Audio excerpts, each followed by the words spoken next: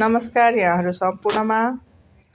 अहिले म चाहिँ कालीगण्डकी गाउँपालिका गुल्मीको मुकाम पूर्तिघाट नजिकै कालीगण्डकी करिडोरमा उभिरहेको छु र यो चाहिँ पर्वत र गुल्मीको सिमानामा पर्दछ।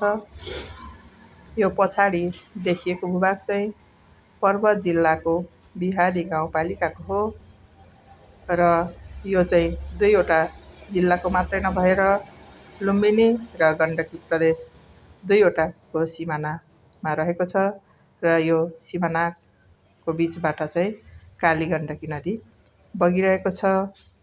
त्यो पर देखिएको डाँडादेखि उतापट्टि चाहिँ बागलुङ जिल्ला पर्दछ र यो चाहिँ तराई र हिमाललाई जोड्ने एउटा छोटो मार्गको रूपमा डेभलप भइरहेको छ। मन पर्यो भने हेरिदिनुहोला।